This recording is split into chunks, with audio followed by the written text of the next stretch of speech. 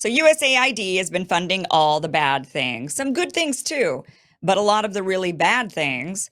We're going to go over some of these bad things tonight that they've been funding. It turns out things like Moroccan pottery classes and millions for unused roads and dams in Afghanistan. There's so many things that they spent money on, so many things that are just absolutely insane. $4.5 million to combat disinformation in Kazakhstan.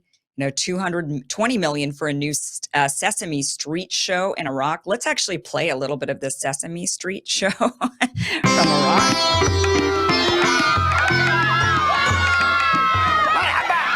السلام عليكم يا جماعة. أهلا وسهلا فيكم. خلينا نقول لكم على الحروف الأبجدية. يلا خلينا نبدأ.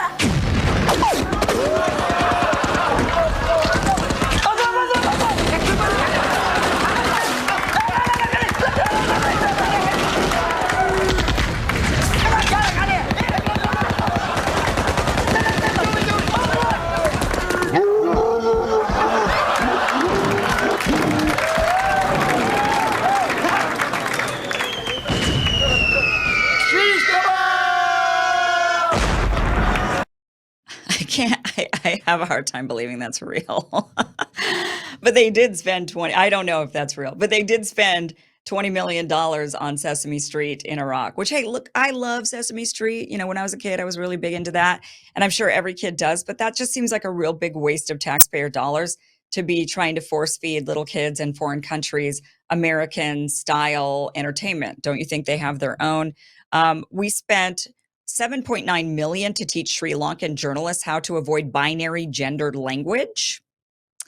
We spent $1.5 million for art inclusion for people with disabilities, $2 million for sex changes and LGBT activism in Guatemala, $6 million to transform digital spaces to reflect feminist democratic principles, $2.1 million to help the BBC value the diversity of Libyan society, $2.5 million to promote inclusion in Vietnam, $16.8 million for separate inclusion groups in Vietnam, $5 million to EcoHealth Alliance. EcoHealth Alliance, does that ring a bell? Like the whole Wuhan lab, the COVID thing. Yeah. $5 million to EcoHealth Alliance, $20 million for a group related to a key player in the Russiagate impeachment hoax, $1.1 million to an Armenian LGBT group, $1.2 million to help the African Methodist Episcopal Church Service and Development Agency in Washington, D.C. build a state-of-the-art 440-seat auditorium, $1.3 million to Arab and Jewish photographers, $1.5 million to promote LGBT advocacy in Jamaica. This comes from Rapid Response 47 on Twitter, giving us that great information. Also, $11 million to tell Vietnam to stop burning trash. $27 million to give gift bags to illegals. $330 million to help Afghanis grow crops. This is nation building. Here we are doing nation building stuff. $300 million on unused Afghani power plants. $200 million on unused Afghani dam. $250 million on an unused Afghani road. All of that was nation building we shouldn't have been doing at all. Also, $68 million to the World Economic Forum. What? $68 million to the World Economic Forum for them to promote their one world, you will own nothing and you will be happy agenda. A 2006 archived USAID website proudly claims the agency supported revolutions in Ukraine, Georgia, Lebanon, and Kyrgyzstan. Is that right? One of the stands. That comes from Kane Koa the Great on Twitter for that great information. So, here we've got USAID funding the Wuhan lab gain of function research. They were funding nation building stuff that ended up not being used. We turned it over to the Taliban. World Economic Forum, you'll own nothing and be happy. I mean, all of this stuff is crazy. The big news that people are talking about today, 6,200 journalists, 707 media outlets in more than 30 countries were funded by USAID to spread propaganda, U.S.-funded propaganda. So the U.S. gets on Russia's case and says, oh, we got to ban RT. We can't have them here in this country. And yet the United States was funding through USAID 6,200 journalists and 707 media outlets in more than 30 countries. Remember the whole trusted news network that they put out there? These were the groups that you could trust for the real information. Yeah. How many of them received USAID? So the big news today was, while Politico was sitting in the room, the White House press secretary pointed out at Politico and said, with USAID money, they received $8 million, and we're not going to be doing that anymore. New York Times got money, BBC got money, AP, all of these big news outlets received money from the government, and they were the trusted news network, while the rest of us got censored. I didn't receive a dime. I tried. I mean, I applied. Just kidding. I was trying to get all that money because I knew they were dishing it out. I had no idea they were doing this kind of a thing. Never got any of that government money, but they were certainly dishing it out to quite a few people. And the rest of us got censored. I mean, those of us who are truly independent, who don't get a dime of government money, we got censored. And of course, their trusted news network didn't. So let's fact check the Politico thing. The news is out there that they received $8.5 million from USAID. However, or 8.1 or 8.2 million. However, it turns out through deeper digging, Axio reports that it appears only 24,000 of that 8.2 million came from USAID. 8.2 million was the amount the entire government paid Politico, and that was the cost of, and I don't know if this makes it any better. So they didn't get any USAID money. They got 24,000 in USAID. I'd like to know for what. But the $8 million, $8.2 million actually came from premium subscriptions that the government's paying for. So the government is buying what? Every single person in government gets a Politico subscription? Like that's part of the job? You get I would like the government to stop reading so much mainstream news, actually, because that's part of the problem, right? Part of the problem is you got all these members of Congress and they're just gobbling up the mainstream news, and then they go into their meetings and they don't read a single piece of legislation. They just spend all of their time talking to various different news outlets, the very news outlets that they pay and subscribe to, that regurgitate. They just are regurgitating. They're just regurgitating headlines that are spouted out by the CIA, which USAID has proven to be an arm of. And so we're paying $8 million in subscriptions. How many other subscriptions is the government paying for? We don't need these subscriptions for the government to all of these news outlets that are just brainwash. I mean, I could understand some parts of the government needing news subscriptions. I think anybody in the press departments, right, any press secretaries and whatnot, they would probably need some, but and certainly probably every member of Congress, I suppose. But I mean, $8 million worth just seems really super excessive. And members of Congress could get their own subscriptions. That's what they can, if they want to know what's being written about them, they could get their own subscription, or they could just ignore the news in general and just do their job. That's what I'd prefer them to do. Turns out also USAID funneled $27 million to Black Lives Matter through the Tides Foundation. The Chelsea Clinton Foundation ended up getting a few $1,000,000 every single year. Donald Trump says about USAID, he tweeted this out on Truth Social. He says, looks like billions of dollars have been stolen at USAID and other agencies, much of it going to the fake news media as a payoff for creating good stories about the Democrats. The left-wing rag known as Politico seems to have received $8 million. Did the New York Times receive money? Who else did? This could be the biggest scandal of them all, perhaps the biggest in history. The Democrats can't hide from this one. Too big, too dirty. It's really not just Democrats. I mean, certainly USAID was spending a lot of money on woke agenda style cultural grooming around the world, trying to get, there was a lot of LGBT or feminism type stuff, or just, trying to spread our ideology, which a lot of it is contentious ideology in the United States, but nonetheless, the government decided to go and try to spread this around the world. So there was certainly a bit of that, funding Black Lives Matter or funding woke agenda stuff around the world is something that could be concerning. But the reality is that this wasn't, USAID's spends weren't just left-wing woke agenda stuff. There was also a lot of right-wing stuff in there too, particularly warmongery right-wing stuff. And in fact, many dictators around the world are cheering this on, saying, good, this needs to go. This needed to go. This was according to The Guardian. They're saying authoritarian regimes around the world cheer on the dismantling of USAID. They say Russia's foreign ministry spokesperson, Maria Zakharova on Thursday described USAID as anything but an aid development and assistance agency, and instead branded it a mechanism for changing regimes, political order, and state structure. In Hungary, the Trump-allied Prime Minister Viktor Orban, fresh from December meetings with Trump and Elon Musk, celebrated what he termed the end of globalist Soros organizations. El Salvador's leader, Nayib Bukele, joined in, accusing the agency of funding opposition groups, NGOs with political agendas and destabilizing movements. In Belarus, the country's president, Alexander Lukashenko, framed Donald Trump's foreign aid freeze as a response to his calls for a reset of bilateral relations. Nicaragua's state media, controlled by the family of the president, Daniel Ortega, declared that Trump turned off the faucet for what they labeled terrorists. Venezuela's interior minister announced plans to investigate the agency, alleging that the primary elections of the Venezuela opposition were paid for by the USAID. And in Azerbaijan, authorities have already preemptively refused to renew their cooperation agreement, explicitly challenging the agency's political motivations.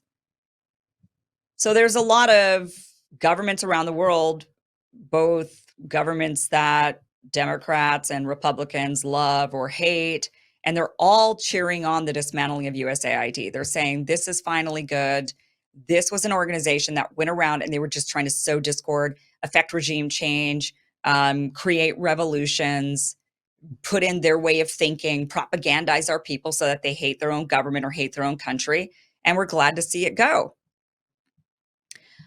Cynthia Lummis she had this to say. She actually listed the programs that USAID wasted money on. Watch this. Are some of the ways the last administration have wasted your money. More than $4.5 million to combat disinformation in Kazakhstan. And just whose disinformation is it? I think that's probably in the eye of the beholder. $20 million for a new Sesame Street show in Iraq. $25 million for Deloitte to promote green transportation in the country of Georgia. Nearly $8 million to teach Sri Lankan journalists how to avoid, quote, binary gendered language.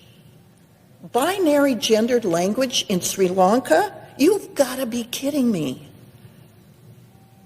$5 million to EcoHealth Alliance, one of the key NGOs, non-government organizations, funding bat virus research at the Wuhan lab.